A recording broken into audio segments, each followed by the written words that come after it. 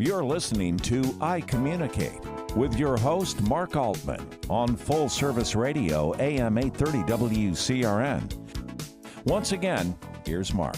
Welcome back to I Communicate, Finding Your Voice. I'm your host, Mark Altman, here with recently retired umpire Dale Scott. Dale, talk about a resume. 12 division series, 6 league championship series, 3 All-Star games, 3 World Series, 3 no-hitters.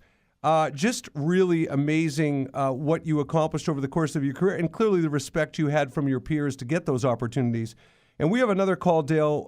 Dave has a question for you. Hi, Dave. Yes. Hey, Mark. Hey, Dale. How are you? Hey, I'm good, Dave. Appreciate the service, Dale. Umpiring is a thankless job sometimes. You got that right.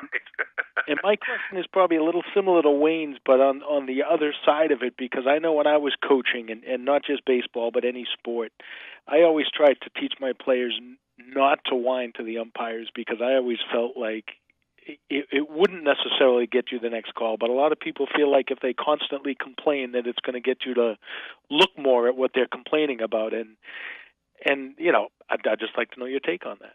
Yeah, well, you know, I mean, if you're trying to get a point across because you think an umpire is, you know, not calling the high pitch or whatever, there's ways of going about doing that are much more you know, positive and productive than whining and screaming from the bench. And you know, you're exactly right as far as the fact that, you know, complaining to the officials isn't the best way to, or if you think that you're going to intimidate them so they're just going to make calls your way, that's, you know, usually it's the opposite effect.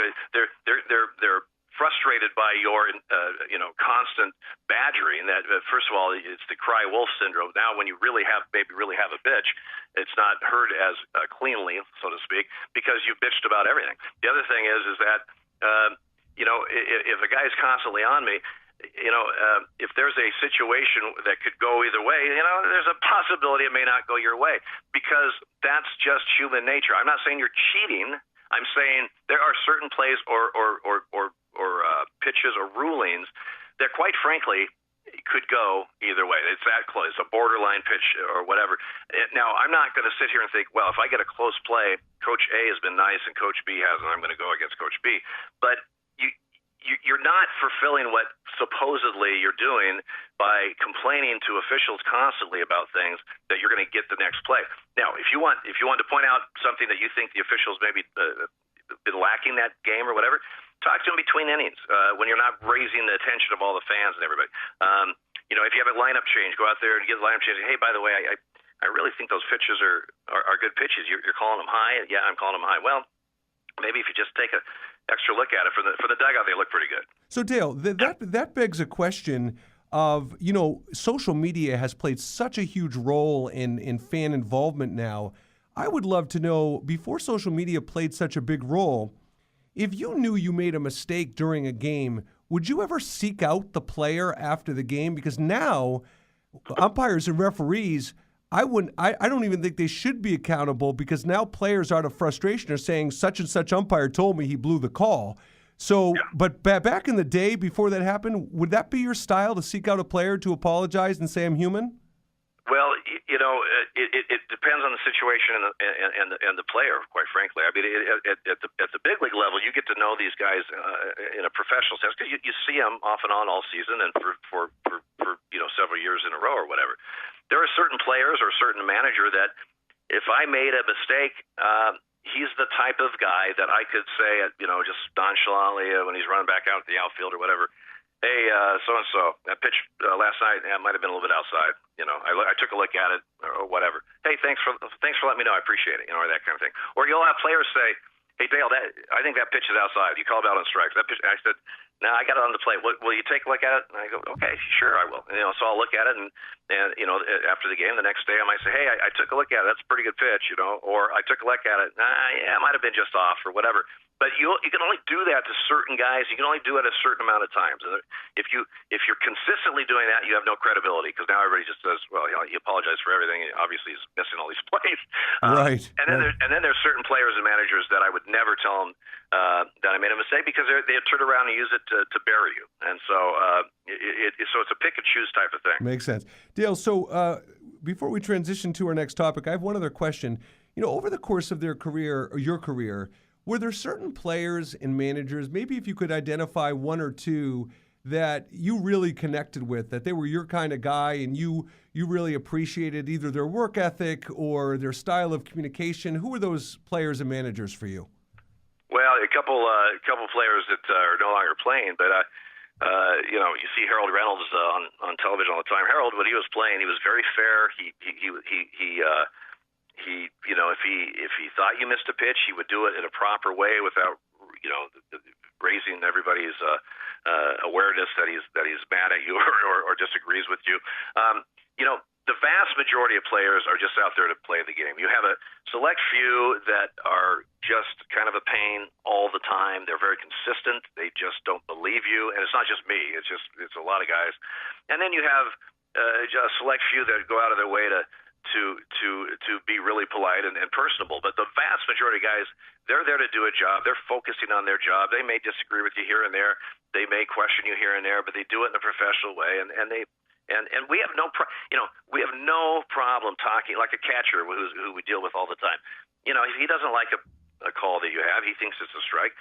If he throws the ball back and then nonchalantly just says, "Hey, Dale, I had that on the plate. Where'd you have it?" or whatever, that's fine. We'll talk to anybody. It's the ones that, like you said earlier, body language, they drop the shoulders, it's like they've just been shot or something, they hold the ball, maybe they don't say a word, but they're making it quite obvious they think that you screwed up.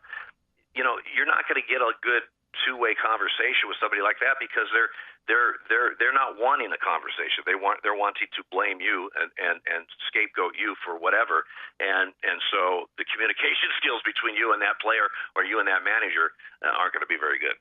So, Dale, in a final thought on this before we transition, are you, from an emotional intelligence perspective, have you always had the skill set to, and obviously you have your moments where you get frustrated, but from finding your voice, communication, you've always been able to manage your emotions pretty well when people trigger you or frustrate you, you're able to kind of, would your family say that? Would your friends say that? Is that universally who you are? Well, you'll find a lot of officials in whatever sports are very kind of black and white oriented. There's not a lot of nuance. You're either out or safe. You're either, it's either a strike or a ball. It's not like, well, he's out, but he kind of got his hand in, and I was going to slide. I mean, you just don't have time to deal with that. Now, you learn as you progress through the minor leagues and in the big leagues. You learn mentally how to deal with things. I remember from umpire school, the late John McSherry, my chief instructor, said, "You're the only guy, or your crew are the only guys that are paid to be in control out there. The players aren't paid to be in control. They'll be screaming or whatever, carry on. Their emotions are carrying on. The fans aren't there to be in control. The media supposedly is in control. You can have real biased media one way or the other, especially with home broadcast teams or whatever. But my point is, you're the only people out there that are being paid to maintain calm and control. Some days it's a lot easier than others, but that's what we are supposed to do. And if your emotions start getting revved up, you're setting the tone that it's okay, and you need just to be, calm, take a deep breath, and just sort through the issue and come up with a resolution. Well, and it was funny, Dale. Last night I actually noticed during the telecast where there was a play late in the game where Mookie Betts threw out Tony Kemp. And the umpire made a great call, such a bang play. And the announcers, I really noticed, the announcers made a big point to say, well, what a fabulous job by the second base umpire. And as they were talking about it, I heard, boy, you don't often hear that. No, you don't. And quite frankly, some of the networks are better than others. TBS has always been relatively good at pointing out, instead of just pointing out mistakes, they also point out, hey, that was a tough call. He was right on top of it, or look at the angle he had on this, or whatever. Other broadcast entities like to stir up a little controversy. They rarely point out a good call or a good positioning or a tough call that was made correctly, but they can't wait to point out whenever some type of mistake was made. So again, I guess it goes with the territory. You just do what you got to do, and you try to block out all that stuff.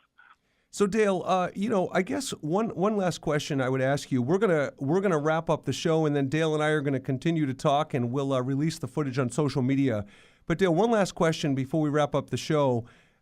Question is, advice for umpires, referees out there? What is it if you're aspiring to be a referee, even at a high school or college level for that matter, or minor league level? What are 2 or 3 ingredients? If someone were to say to you, boy, Dale, if I want to pursue this calling, what are, in our last minute here, what would the ingredients be? Well, get involved, and there is a shortage of high school and below level officials all throughout the country to all the different sports. So I encourage people, if you've thought about it, look into it and try it out and see if it's something that you enjoy doing. Give it 2 or 3 years. Don't just give it 1 year. Usually, but watch veteran guys work. You can learn things watching other guys work games. Not only things that you can incorporate and you should do, but maybe some things that that's a good idea not to do that. That didn't work, and that type of stuff.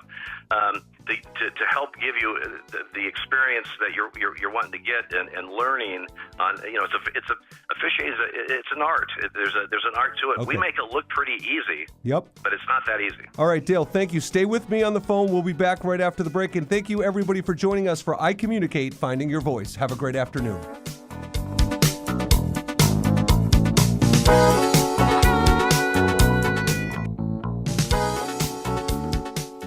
You've been listening to I Communicate with your host, Mark Altman, on Full Service Radio, AM 830 WCRN.